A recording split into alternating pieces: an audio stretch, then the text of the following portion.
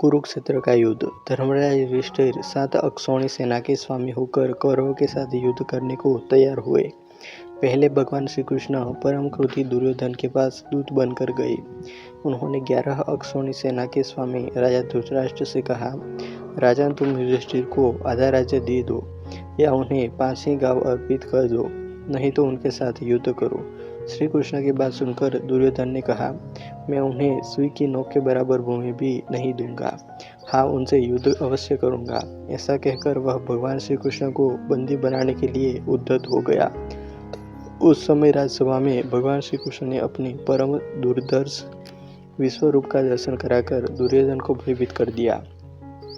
फिर विदुर ने अपने घर ले जाकर भगवान का पूजन और सत्कार किया।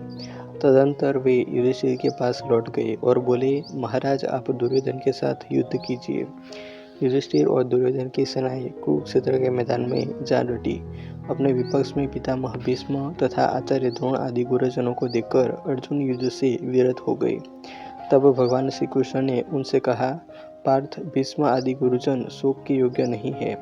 मनुष्य का शरीर विनाशशील है, किंतु आत्मा का कभी नाश नहीं होता। यह आत्मा ही परब्रह्म है।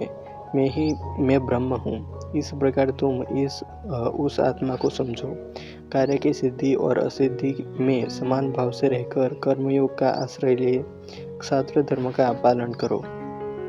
श्री कृष्ण के ऐसा कहने पर अर्जुन रथारूढ़ हो युद्ध में प्रवृत्त हुए।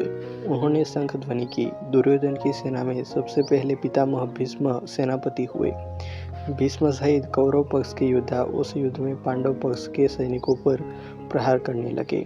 कौरव और पांडव सेना का वह युद्ध दिवासुर संग्राम के समान जान पड़ता था। आकाश में खड़े होकर देखने वाले देवताओं को वह युद्ध बड़ा आनंददायक प्रतीत हो रहा था। कृष्ण ने 10 दिनों तक युद्ध करके पांडवों की अधिकांश सेना को अपने बाणों से मार गिराया। कहानी अच्छी लगी हो तो ऐसी ही और कहानी के लिए वीडियो को लाइक, कमेंट और शेयर कर दीजिएगा। और चैनल को अभी तक सब्सक्राइब नहीं किया हो तो सब्सक्राइब कर लेना।